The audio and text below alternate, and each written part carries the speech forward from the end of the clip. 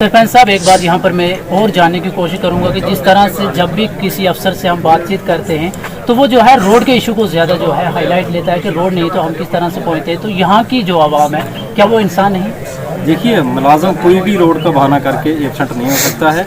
वो आप लोगों की बदकिस्मती है और आप लोग उनको अच्छे से ग्रीवेंस नहीं करते हो, नोट नहीं करते हो। कोई मुलाज़िम भी उसको चाहे आसमान की चोटी पे भी जाना पड़े, वो तनख्वाह लेता है अपने बाल बच्चे के लिए और उसको सर्विस अपनी देनी है। कहीं ना कहीं ये सियासत की मार है। मैंने पहले ही आपको बताया अपनी तकरीर में भी कि पॉलिटिकल लीडरों की मार है यहाँ पे, और हमेशा वोट बैंक की राजनीति यहाँ पे की जा रही है। और मौजूदा सरकार से तो उम्मीद भी नहीं रखनी चाहिए, क्योंकि जिसने हमारी स्टेट को तोड़ के यूटी बना दिया है। तो नाजरीन, आप देख रहे हैं कुटुंबा रियल न्यूज़ और मैं आपके साथ सरपंच हैं कंठी बीच से अल्ताफ हुसैन जी। इनसे आज हम मुख्तलिफ इशूज़ पर बातचीत करेंगे। जो पंचायतें जो मुद्दत है 5 साल हैं, ये पूरे हो रहे हैं, 9 तारीख को जो है पूरे हो गए। तो इसमें जो है जनता और डिपार्टमेंट के दरमियान में आपका कैसा तालमेल है? बड़ा अच्छा रहा। बेसिकली हमें सबसे ज़्यादा मार लगी जो कि कोविड की वजह से हम 2 साल काम नहीं कर पाए। उससे पहले आपको पता है जैसे 35 से 370 तोड़ा गया और काफ़ी हमारी स्टेट तोड़ी गई।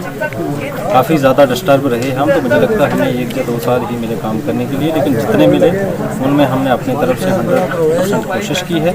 लेकिन जितने काम होने चाहिए थे हम उसमें से अभी 40% कर नहीं पाए। आपने अपना वक्त निकाल दिया है, तो उसके बाद जो है आवाम को अब आप क्या विश्वास दिलाना चाहते हो कि आप उनके साथ हो या फिर उनके एंटी होकर काम करो? देखिए, आवाम के साथ हमेशा हम थे और लीडर हमेशा पब्लिक से जुड़ा हुआ होता है। और जब तक वो पब्लिक से जुड़ा हुआ है तब तक वो लीडर है। अगर वो पब्लिक को छोड़ देगा तो वो लीडर नहीं रहेगा। तो हम सरपंच टाइम पूरा होने के बाद भी लोगों के नुमाइंदे हैं और लीडर ही हैं। हमारा काम ही यही है, लोगों के इशू रेज करना, सॉर्ट आउट करना और गवर्नमेंट तक पहुंचाना। और ये हम आइंदा भी करते रहेंगे। और मुझे उम्मीद है लोगों का अच्छा कोऑपरेट है हमें। आने वाले टाइम में भी हम जो भी लोगों की ग्रीवेंस होगी सरकार तक रखेंगे। ये ज़रूरी नहीं है कि आप एज ए सरपंच ही किसी का काम करो। आप एज ए अच्छे शहरी और अच्छे गांव के रहने वाले होने के नाते और आपका सब लोगों के साथ अच्छा तालमेल होना बहुत ज़रूरी है।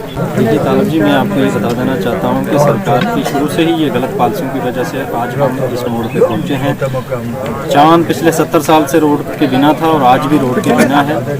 सरकार ने दावा किया कि हम चांद पे पहुँच गए, और मैं हर बार बोलता हूँ कि चांद पे पहुँचने का फ़ायदा तब था जब बल्लड़, चांद, ठिल्लू, बरनेली, कक्कड़पुठा, महल, थल, नाड़ी संगड़ में रोड होता और ये दावा किया जाता कि वाकई लोग हमारे चांद पे पहुँच गए। हमारे लोग अभी बहुत ज़्यादा पीछे हैं, बहुत ज़्यादा गुर्बत में हो। कई लोगों ने तो अभी तक, बुजुर्गों ने गाड़ी तक भी नहीं देखी। सरकार की गलत पॉलिसियों की वजह से आज लोग परेशान हैं। जैसे फॉरेस्ट राइट एक्ट का मसला है, आप भी बता सकते हो कि अगर कैंटी ये नगरी में अगर एक भी केस सॉर्ट आउट हुआ हो तो मुझे बता दीजिए। अगर सरकार की गलती ना होती तो 1500 में से 1100 लोग कहाँ इकट्ठे करने हैं? सरपंच साहब, मैं यहाँ पर एक बात जानने की कोशिश करूँगा कि सरकार जो है स्कीमें निकालती है, सिर्फ स्कीमों के जो है डॉक्यूमेंट्स वगैरह बनाने में ही जो है पब्लिक को उलझा दिया जाता है। तो इसको आप किस नज़रिए से देखते हैं? देखिए, वोट बैंक की राजनीति पहले भी थी और आज भी चल रही है।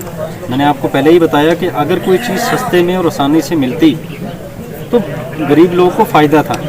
अब यहाँ पे एक गरीब सरकारी ज़मीन में बैठना चाहता है और उसको 1100 लोग इकट्ठे करने हैं। आपको पता है हमारी जो ग्राम सभा होती है पंचायत की, उसमें 300 या 200 से ऊपर लोग नहीं होते हैं। तो फिर किसी के लिए कोई लोग 1100 लोग कहाँ से आएंगे? सरकार की गलत पॉलिसी है। मैं चाहता हूँ कि इसको चेंज करें और इंडिविजुअल अगर किसी ने केस को फॉलो करना है उसको फॉरेस्ट वाले देखें, रेवेन्यू वाले देखें और सॉर्ट आउट करें ताकि लोगों को मिल सके।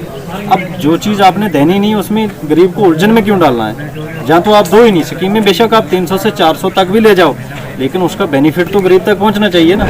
अब इतनी ज़्यादा उलझने हैं। जैसे इन्होंने आप PMAY की बात की, हमारी कैंठी ये भी पंचायतों में तो सबसे कम PMAY के मकान है। वजह क्या है कि जब यहाँ पे पहले तो रोड की मार लगी, उसके बाद टेक्निकल इशू की वजह से ऑनलाइन सर्विस बंद होगी और ये लोग रह गए। इसमें हमारी तो कोई गलती नहीं, हमने तो 100% कोशिश की है।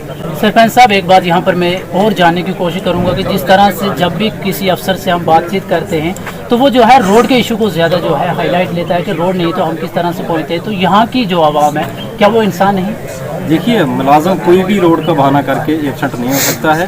वो आप लोगों की बदकिस्मती है और आप लोग उनको अच्छे से ग्रीवेंस नहीं करते हो, नोट नहीं करते हो। कोई मुलाजम भी उसको चाहे आसमान की चोटी पे भी जाना पड़े, वो तनख्वाह लेता है अपने बाल बच्चे के लिए और उसको सर्विस अपनी देनी है। रोड का मसला है तो रोड ये जनरल डिमांड है।